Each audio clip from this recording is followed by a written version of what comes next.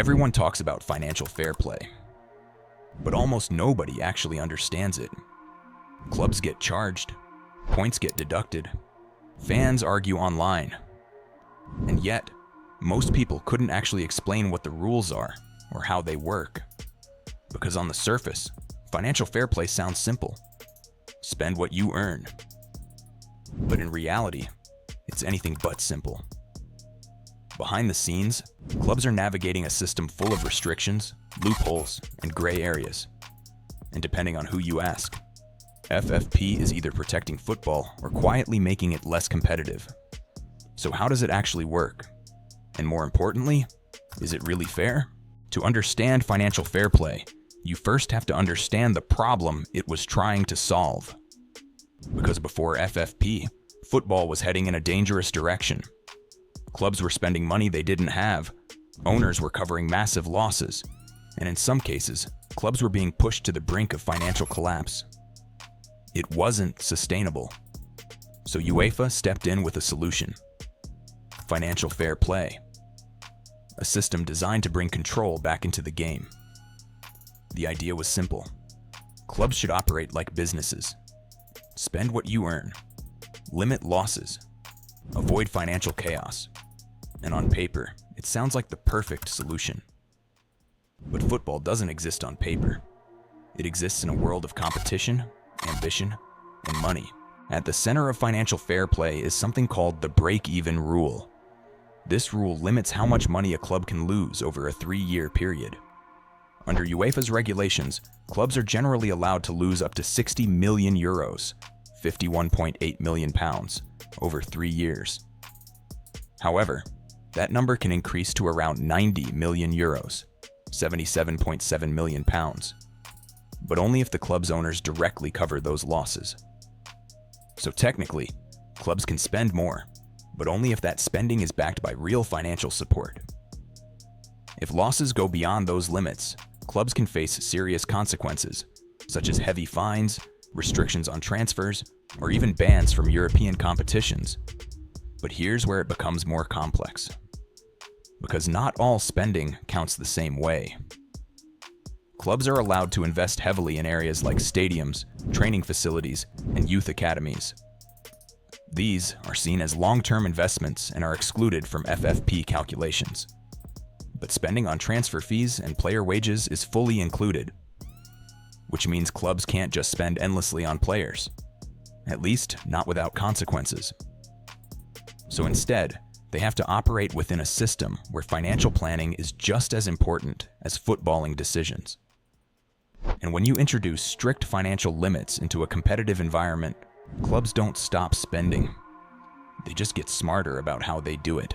And in England, the rules go even further. The Premier League introduced its own system, Profit and Sustainability Rules, or PSR. Under PSR, clubs are allowed to lose up to £105 million over a 3-year period, which works out to roughly £35 million per season. If a club exceeds that limit, they can face immediate consequences. And unlike UEFA's system, enforcement in England has been much stricter in recent years. We've already seen clubs receive points deductions, financial penalties, and increased scrutiny on their accounts. And this has real footballing consequences. Because losing points doesn't affect finances. It affects league position, survival, and even relegation battles. So clubs are now operating in a system where every financial decision matters. Spending too much isn't just risky. It can directly impact what happens on the pitch. Which is why we're now seeing clubs sell players to balance their books, delay transfers, and structure deals in very specific ways. Because staying within PSR limits is no longer optional. It's essential to compete in the Premier League. But here's where things start to get controversial. Because while the rules are strict, they're not perfect. And clubs have become very good at working within the system. For example, long-term contracts. Instead of spreading a transfer fee over 5 years, clubs can stretch it over 8 or even 9 years, which reduces the annual cost on paper. Then there's player sales. When a club sells a player, the fee is often recorded as immediate profit. which means one big sale can completely change a club's financial position overnight.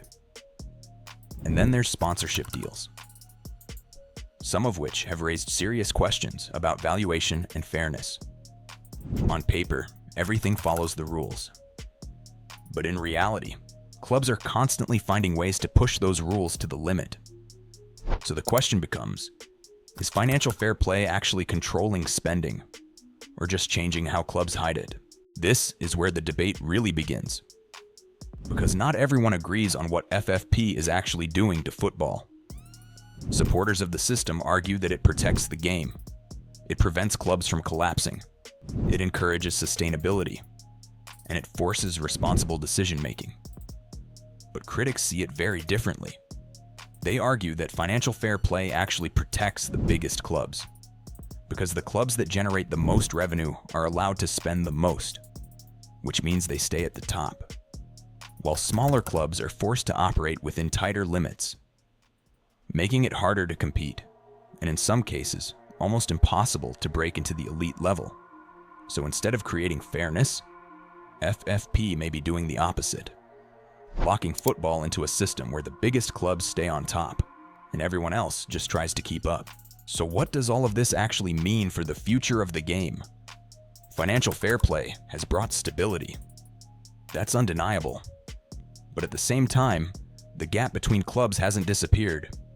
In fact, it's still growing, because the clubs with the highest revenues still have the most freedom to spend, while everyone else is forced to operate with much smaller budgets. So instead of completely leveling the playing field, financial fair play may have just changed the rules of the game, where success isn't just about recruitment or tactics, but about how well a club can navigate the system itself. And that raises a bigger question. Is this making football more sustainable, or just making it harder for smaller clubs to break through? So on the surface, financial fair play is simple. Spend what you earn and stay within the limits. But in reality, it's a system full of complexity, loopholes, and constant adaptation. It's changed how clubs operate. It's changed how money flows through the game. And in many ways, it's changed how football works altogether. Because this isn't just about stopping clubs from overspending. It's about controlling who gets to compete. And that's where the real debate begins. Is financial fair play protecting football from financial collapse? Or is it quietly protecting the clubs that are already at the top? Because if the biggest clubs generate the most revenue, and the rules are based on revenue, then the biggest clubs will always have the biggest advantage. So maybe financial fair play isn't really about fairness at all. Maybe it's about control. And as the gap between clubs continues to grow, that question becomes more important than ever.